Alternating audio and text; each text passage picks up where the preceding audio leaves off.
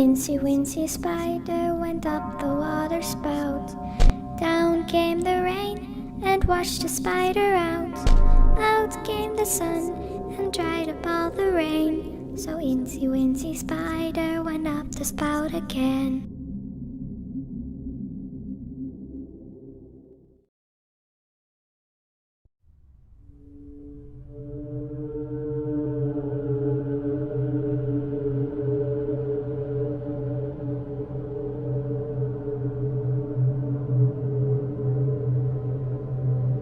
Mary Flora Bell was born on May 26, 1957, as the second child of Elizabeth Bell.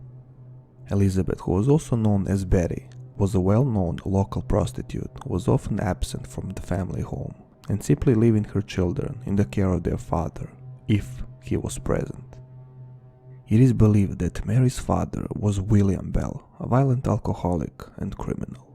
Due to these facts regarding her parents, it is also believed Mary was often the subject of physical and psychological violence.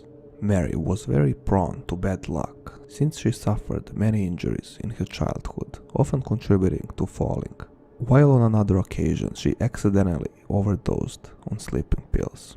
Can you imagine that 10-year-old child overdoses on sleeping pills? All these events, due to their strange nature, are often associated with Betty and her desire to literally get rid of her own daughter. According to her aunt, within minutes of Mary's birth, her mother had resented hospital staff attempting to place her daughter in her arms, shouting, "Take that thing away from me," as if the fact that her own mother wanted to see her dead is not bad enough. Mary witnessed the death of her 5-year-old friend who was run over by a bus. In all this horror potion, it is no wonder that by the age of 10, Mary Bell had become a very strange, manipulative child and always on the edge when it came to violence. But there was so much more that others didn't know. In 1968, 3 weeks before her first murder, Mary was playing with a 3-year-old boy, and when the boy was seriously injured in a fall on the playground, his parents thought it was just an accident. But the next day, complaints arrived from 3 mothers who said Mary had tried to strangle their daughters. Police notified the local authority of the incidents and of Mary's violent nature, but due to their age, both girls were simply given a warning. No further action was taken, and as it turned out, that was just a beginning. On May 25th, just a day before her 11th birthday, Mary Bell strangled 4-year-old Martin Brown to death in an abandoned house. After the body was discovered, the local police were stunned. Apart from some blood and saliva on the victim's face, there were no other obvious signs of violence. With an empty bottle of sleeping pills next to Martin's body, police assumed that the boy had taken them himself and the death was declared an accident. However, Martin's family began to think differently the moment Mary appeared at their door a few days after his death and asked to see him. His mother calmly explained that the boy was unfortunately deceased, to which Mary replied this: "I know he's dead, I just want to see him in his coffin." Just 1 day after the murder, Mary and her friend Norma Bell, no relation, broke into and vandalized the nursery in nearby Woodland Crescent. They tore books, upturned tables, smeared ink, and in general trashed the entire place. Before escaping, they left a couple of notes. The following day, staff discovered the break-in and immediately notified the police, who then discovered mentioned notes, which claimed responsibility for Martin Brown's murder. One of these notes stated, "I murder so that I may come back."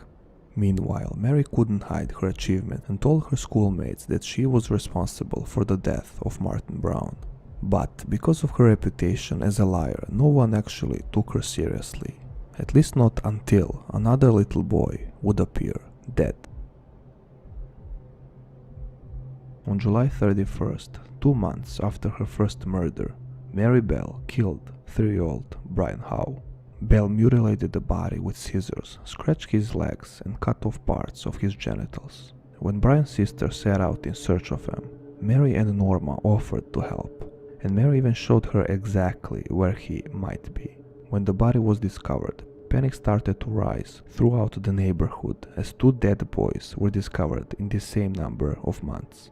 The discovery of Brian Howe's body sparked a large-scale manhunt. Over 100 detectives were assigned to the investigation, and more than 1,000 children had been questioned concerning their whereabouts by 2nd August. 2 children questioned by detectives were Mary Bell and Norma Bell, who had been seen playing with Brian shortly before he was believed to have died. In her initial interview, Norma seemed excitable, while Mary was more observant and silent. Although both girls were evasive and contradictory in their initial statements, they freely admitted to having played with Brian on the day of his death, but denied having seen him after lunchtime. Police continued with the interviews in the hope that someone saw something that would lead them to the suspect. Soon after, they were stunned when the report of the coroner arrived. When Brian's body cooled and the blood receded, many bruising marks appeared, and the letter M was engraved on his torso. There was also information that would later prove crucial.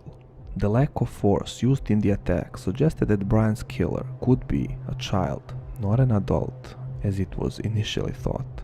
Pieces of the puzzle started to come together when on August 4th, the parents of Norma Bell contacted police, stating their daughter wished to confess what she knew of the death of Brian Howe. A Detective Dobson arrived at their home, formally cautioned Norma, then asked what she knew. Norma then informed Dobson Mary had taken her to a spot of the Thin Lizzie, at which point she had been shown Brian's body. Mary had then demonstrated to her how she had strangled the child. According to Norma, Mary had confessed she had enjoyed strangling the child before describing how she had inflicted the marks on his stomach with a razor blade and the broken scissors. Norma led police to the crime scene and revealed the location where razor blade was hidden. A drawing Norma made of the wounds inflicted to the boy's abdomen precisely matched those described by the coroner. The same day, Norma was questioned again. On this occasion, she made a full statement in which she admitted being present when Mary had strangled Brian. On the day of his funeral, Mary was spotted sneaking around his house, even laughing and rubbing her hands while the coffin was taken out. They called her back for another interview, and at that point she felt that the police were getting close, so she made up a story about how she saw an 8-year-old boy hitting Brian. She stated that the boy was wearing scissors, and that was her big mistake, because the injuries inflicted by the scissors were hidden from the public, so that detail was known only to investigators and another person, Brian's killer. Both girls were formally charged with the murder of Brian Howe. In response to this charge, Mary replied, "That's all right by me." Norma burst into tears, simply proclaiming, "I'll pay you back for this." Soon they both started to blame each other, but the police knew Mary was actually the one responsible.